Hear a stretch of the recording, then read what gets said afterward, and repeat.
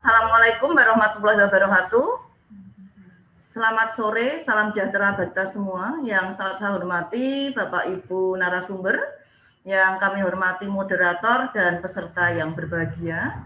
Perkenankan saya Ani Widayani, didampingi oleh Bapak Camat Kecamatan Bambang Lipuro, Pak Panewu, Pak Kapolsek, Pak Dan Ramil, Babinsa, Babin Kamtipmas, serta teman-teman relawan desa lawan COVID. Sebelumnya kami mengucapkan selamat Hari Raya Idul Fitri, mohon maaf lahir dan batin, selamat merayakan kemenangan, semoga kita semua bersama-sama menang melawan wabah COVID-19. Selanjutnya kami sampaikan gambaran umum atau profil Desa Sumbermulyo. Desa Sumbermulyo terletak di Kecamatan Bambang Lipuro, Kabupaten Bantul, Daerah Istimewa Yogyakarta, Republik Indonesia, dengan luas wilayah 819,93 hektar, dengan jumlah penduduk 15.913 jiwa, terdiri dari 5.811 kepala keluarga. Sumbermulyo merupakan daerah pedesaan, dan Sumbermulyo terdiri dari 16 padukuhan 115 rukun tetangga. Strategi yang kami lakukan dalam rangka penanganan COVID-19 ada dua strategi. Yang pertama adalah tindakan pencegahan atau promotif dan preventif. Yang kedua adalah tindakan kuratif dan rehabilitatif. Untuk tindakan pencegahan yang pertama yang kami lakukan adalah yang pertama, pembentukan relawan desa lawan COVID dan relawan padukuhan lawan COVID beserta dengan pembekalannya, baik APD, disinfektan, dan lain-lain. Kemudian yang kedua adalah pengembangan kebijakan desa untuk mempromosikan kesehatan dan keselamatan warga masyarakat. Yang ketiga, pengembangan sistem komunikasi antar warga desa dengan melalui WA group, SMS, dan lain-lain. Kemudian selanjutnya adalah media sosialisasi terkait COVID-19, baik dengan poster, leaflet, video, pamflet, pesan suara, dan lain-lain juga. Kemudian yang terakhir adalah pengembangan tim untuk menegakkan protokol kesehatan. Tindakan pencegahan yang kedua, antara lain yang pertama adalah satu, memberikan kepada warga masyarakat bantuan langsung tunai dana desa yang lebih dikenal dengan BLT GD. Kemudian yang kedua adalah penyerapan tenaga kerja pada kegiatan padat karya tunai desa dan padat karya tunai. Mengingat warga kami banyak yang kehilangan mata pencarian karena COVID dan juga banyak yang kena PHK. Kemudian yang ketiga adalah membangun jejaring dan sinergis dengan pemerintah Kapanewon atau kecamatan, puskesmas, Babinsa, Babin Kaptipmas, dan tentunya dengan lembaga kemasyarakatan desa yang ada. Strategi yang kedua adalah tindakan kuratif. Yang kami lakukan, yang pertama adalah menyediakan shelter, baik shelter desa maupun shelter padukuhan, dengan fungsi yang berbeda. Fungsi daripada shelter desa adalah untuk isolasi pasien positif COVID-19, tentunya yang tanpa gejala. Kemudian untuk shelter padukuhan, ini adalah untuk karantina warga yang menunggu hasil swab karena kontak erat dengan pasien positif sambil menunggu hasil swab.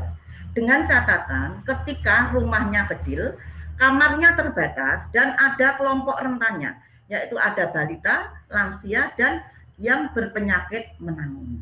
Kemudian yang selanjutnya yang kami lakukan adalah bantuan logistik bagi pasien yang dirawat di shelter maupun yang isolasi mandiri.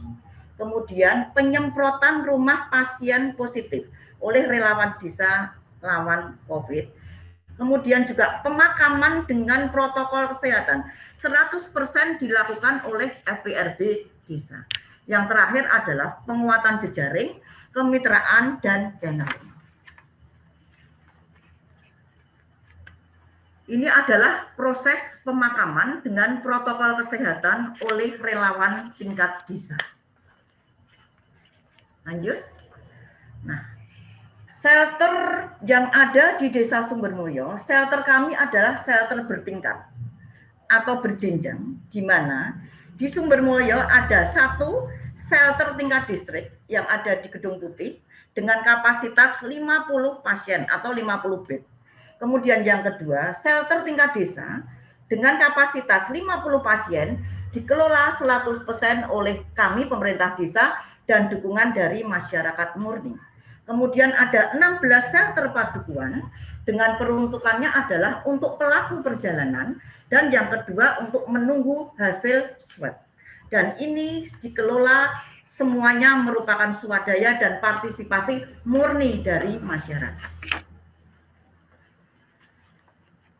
Jumlah pasien yang ada di shelter selama 5 bulan terakhir ini ada 77 pasien. Ini hari kemarin. Sekarang sudah tambah 3, sehingga hari ini total pasien yang kami rawat di shelter desa ada 80 pasien.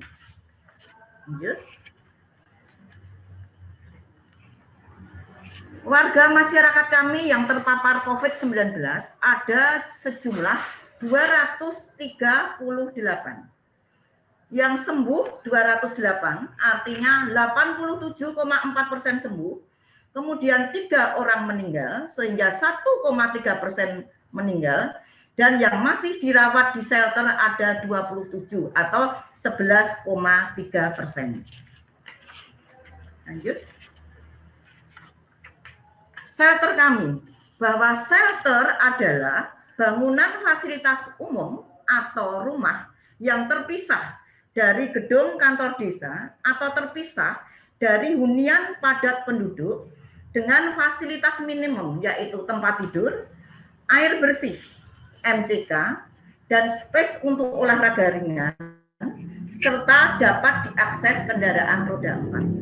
Adapun latar belakang kenapa Desa Sumbermulyo dengan gigihnya mendirikan shelter tingkat desa maupun shelter tingkat padukuan. Alasan yang pertama adalah warga Desa Sumbermulyo yang terpapar COVID-19 fluktuatif dan terus meningkat. Apalagi kita tidak tahu kapan COVID ini akan berhenti. Alasan yang kedua adalah desa harus sigap menyiapkan skenario terburuk jika terjadi lonjakan kenaikan pasien COVID-19.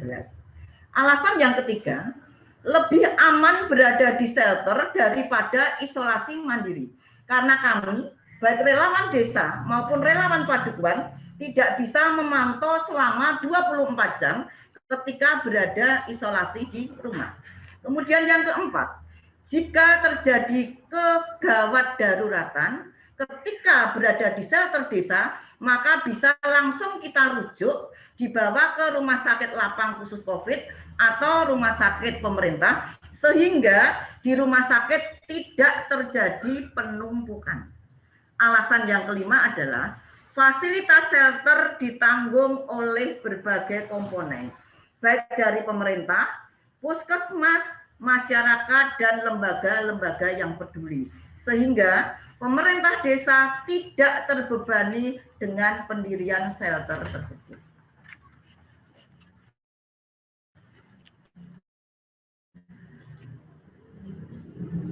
Biaya ataupun anggaran yang dipergunakan untuk antisipasi atau penanganan COVID ditanggung bersama-sama. Saat ini 50, sekarang hari ini sudah 61%. 61% biaya ditanggung oleh pemerintah desa. Kemudian 27% ditanggung oleh pihak ketiga dan 12% ditanggung oleh masyarakat. Mohon maaf, data terbaru sudah berubah lagi. Swadaya masyarakat sekarang meningkat signifikan. 55% ditanggung oleh pemerintah desa, kemudian 24% oleh pihak ketiga, dan 21% oleh masyarakat. Sudah tidak 12% lagi. Swadaya masyarakat hampir tiap hari meningkat dengan signifikan. Belum, Mbak. Yang tadi. Keberadaan shelter ini merupakan puncak gunung es dari modal sosial. Dan shelter tidak dapat dibangun dan dioperasikan tanpa partisipasi dari berbagai Ya. Kami bekerja sama dengan pemerintah Kabupaten Bantul, dengan masyarakat, dan tentunya dengan lembaga-lembaga yang peduli. Dan ini adalah kunjungan dari Bapak Menteri Kesehatan ketika itu, dan alhamdulillah Desa Sumbermulyo, Kabupaten Bantul menjadi percontohan penanganan COVID khususnya 3T. Kemudian yang bawah adalah kunjungan Bapak Menteri Desa pada bulan Maret 2020 kaitannya dengan rumah karantina desa, karena kita punya rumah karantina baik yang ada di tingkat desa maupun yang ada di tingkat perdukuhan, yang ketika itu pemanfaatannya adalah untuk pelaku perjalanan.